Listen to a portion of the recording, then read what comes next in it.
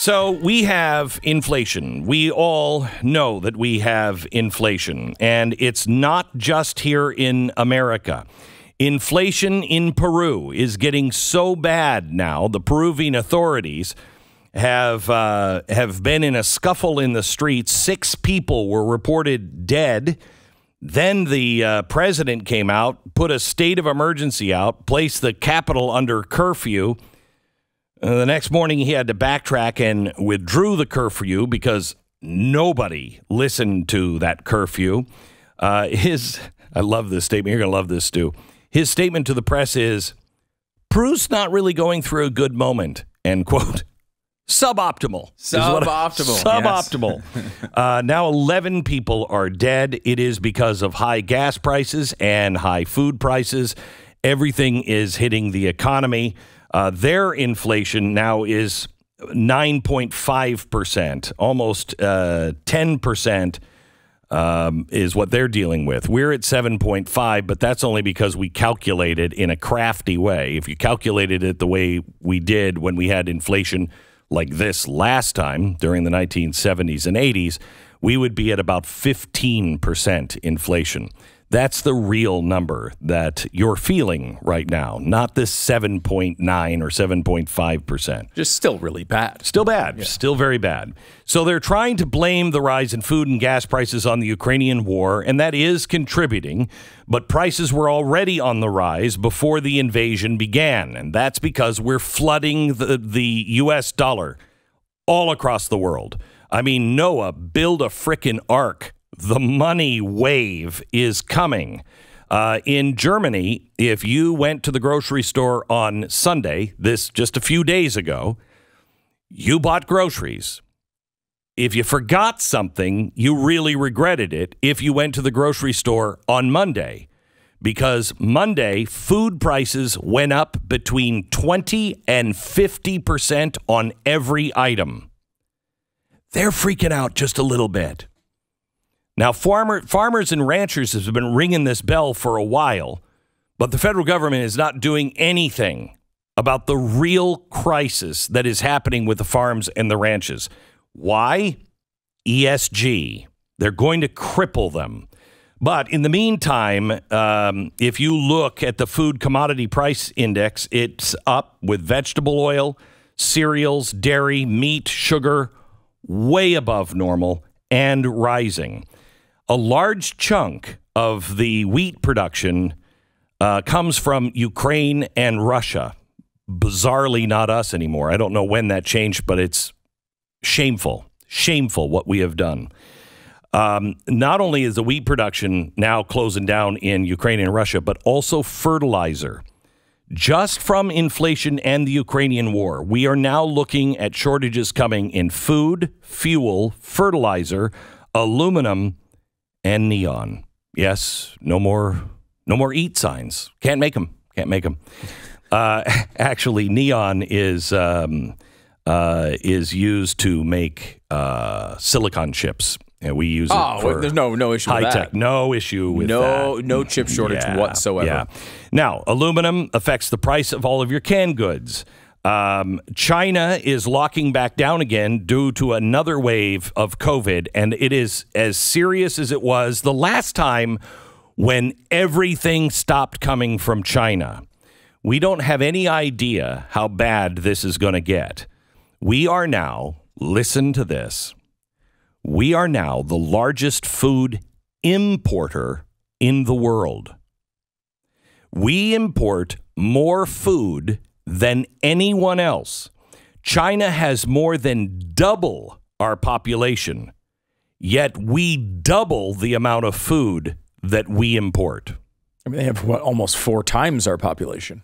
Yeah, but we import double than they do.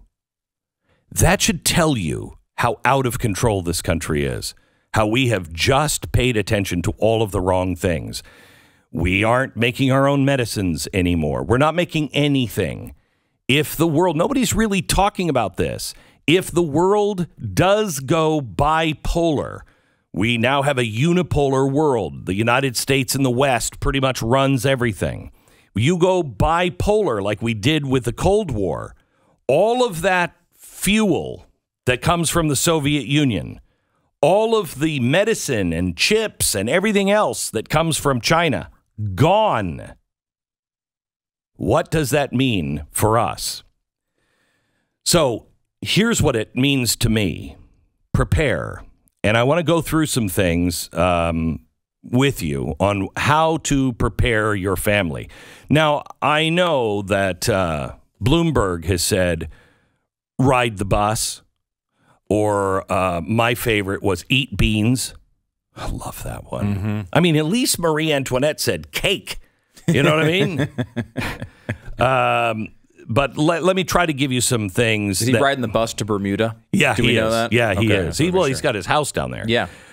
So let me give you a few things that I have come up with, and also Carol Roth, who's going to be on the program tomorrow, also came up with, and she's been working with people online saying, okay, what are you doing? We have to think like our grandparents, if your grandparents survived the Great Depression.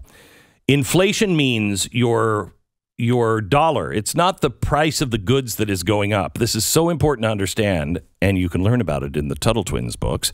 It means that your dollar is worth less. The products aren't worth more. Your dollar is buying. It has buying power that has been lessened. Okay? So when the prices increase, what you can buy decreases in volume, okay? Items that you believe are going to go up in price, and this is in a new article by Carol Roth at theblaze.com. You try to lock in the prices today. This has been something I've been saying. Buy two of everything. If you need one, buy two and store the other one, and don't use it. Don't use it. This way, you're not paying the higher price in the future. You're saving money by buying two of everything right now. Also, you might want to talk to goods and services providers to see if they can give you a discount on any bulk purchase or paying in full today. Just make sure that the goods aren't perishable or that you know how to properly store them. For any ongoing services you pre-buy, make sure they're from companies you believe will still be in business when you need to use them. She said Twitter followers responded that they are cutting out grocery stores and going straight to the farmers. This is a fantastic idea. Some are finding friends and families to split a cow for meat, freezing as much as they can to secure better pricing. Others, with the ability to care for them, are getting chickens for eggs, etc. Many individuals are planting or canning vegetables, dealing directly with local farmers via the farmers market or contacting them directly. And this is helping keep important food prices down. I can't recommend highly enough that you either plant your own food. If you're a farmer, plant your food. If you have space for a garden, plant your own food. You can't do any of those things. Go meet the farmers and talk to them directly because they need your support and you need their food. The other thing is get into a farmer's market. And if you don't have a farmer's market, start one. We need farmers markets in all of our towns. You've got to think locally. One of the Twitter followers of Carol said, in December, I established a local Liberty Urban Homestead Market. It's a group on Facebook. The goal is to set aside some space we have in our urban and suburban homes to grow or raise something to exchange with others. Completely voluntarily, decentralized, and peer-to-peer. This is really a great idea. Anything that you can do that's voluntary, decentralized, and peer-to-peer is great. Bartering is peer-to-peer, and it is always used in tough economic times. Goods, food products, all of it can be bartered. If you have a skill, like you need somebody to tell you a story, I'm there. I'm there. You know what I mean? I've got skills that are so valuable in things like the Great Depression. Yeah, I can sit and talk or not talk. I could tell stories. I don't know that you're capable of not talking. I think there's just talking. All right, well, I can work on the rest of that. Okay, I got great. no skills. You and I both, we're dead. Toast. We starve to death. I've got no skills. We provide finely marbled meat to cannibals. Is the only thing that we do. Exactly right. Mm-hmm. Exactly right. If you go the barter route, make sure you're very clear about the expectations of both parties. Having something written down helps avoid problems in the future. Also, note that barter transactions are taxable. Make sure you keep track of the bartering and speak with your accountant for guidance on how to account for all of this and the tax implications. You got to do that. You want to make sure that you're... This brings me to the next thing that I think is one of the toughest. Location, location, location. Live near like-minded people. Lots of them. Texas, Florida... mountains, any place, the Amish, any place. I mean, you'd have to wear black, but I bet you could blend in. What, I can't use the blender or the TV or the radio? What? Just put on a black dress, you're fine. I mean, even if you're a man, it'll be fine. They are so woke. Any place where God plays a role, because you are going to need to be around like-minded people who believe in a higher power for good. That's kind of important. If you can't move, fine, most people can't. If you can't move, create a network of people. Find a network and create it. Start your 912 project again, whatever it is, but find a network of people around you that you can contact and you can work together. Don't be alone. By the way, when this hits, where you are is where you will be. I am convinced of that. I could be wrong. But I don't see people buying a lot of gas for trucks and things going across the country. When it happens, that's where you will be. Make sure you think about that right now. Moving is a serious consideration. It is so tough. I mean, I've got kids in school. You have maybe kids in school, family. You've built a life. It's really tough. But at least consider it if you are alone in the area. So let me go with money. The money that you have right now, you are going to lose. Let's put $1,000 in your bank account. You will lose 10% of that every year, just leaving it in the bank account. 10% of that every year for the next 10 years.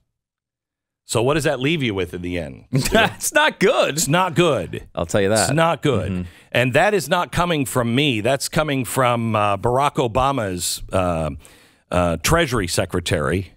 He said that a couple of weeks ago. And he said that's baked in. That's bare minimum. Bare minimum. So your money is going to be worth less and less until it's worthless. And then they will change over in the currency. So what do you have as a storehouse to be able to keep your money valued at something? What can you buy that will forever hold its value? Well, that's where gold and silver come in. Some people will say Bitcoin. That's risky. But everything is. But gold and silver, I know, and silver can be used for bartering. Gold can be used for bartering. It's good that way, and it's biblical. I mean, it's been there forever. When the world goes insane and governments go insane, they devalue their money, and everybody returns to gold. So gold. But also, food has great value. Cigarettes have some value. Liquor. I mean, let me just tell you, as an alcoholic, I would have, you have a problem with your neighbor? I would have eaten them if I had to, if you had alcohol and I had none. But I'm not saying play off the desperate alcoholics. What I am saying is... seems like what you're saying. Well, it's not that I'm not saying that, but I am saying that it is also medicinal. It is something because I like that's an alcoholic talking right there. It's medicinal. If anybody watched 1883 and you saw what they had to do in 1883, I better have a lot of alcohol on my hands. But anyway, so alcohol, cigarettes, sugar, ammunition, guns, seeds, those are all very, very important. Skills are really important. I mean, can you fix an engine? I can't. I can't fix a new engine. No, I don't know anybody that can fix a new engine, but I can't even fix an old engine, which brings me, buy a truck or a vehicle prior to 1979, something you can learn to fix yourself. And try to have at least 2 weeks, if you can, 30 days of cash on hand. So in other words, whatever you spend, if you can, have it, I think, for a couple of weeks, if you can. It's a lot of money. But try to have whatever it is that you would spend minimal. That way, if there is a banking crisis, which this will go into a bank shutdown like it did in the 1930s, they will do that. And you're going to need to have something on hand. Otherwise, you're like, but George, all my money's in the savings and loan. You're going to need to have some cash. We have not witnessed anything like this before. And so you've got to think out of the box. That's why our grandparents were so afraid, because they didn't think that kind of stuff could happen. And then it happened. And they were pretty prepared for things because they lived, on farms, they canned and everything else. So they weathered that storm, but it freaked them out so much that all the way until my grandparents died, they were still saving every scrap, every can, every wrapping paper. They always saved all of it. And they used to say, you don't know how fast it can come. Well, we don't. We don't even think it can come. So stop all excess spending. Stop spending on stupid stuff. And when you do buy things, buy quality. You got to teach your kids, and maybe yourself, don't buy things with holes in it. Okay, because you're going to earn those holes. Those clothes are going to earn holes eventually. Measure twice, cut once. Consider fuel-efficient trucks, SUVs, if you can find them. Get off electronics as much as you can. Make paper copies of all of your important documents. Know where the deeds are to anything that you own. Learn to use a map. Teach your kids how to use a map. And then have maps.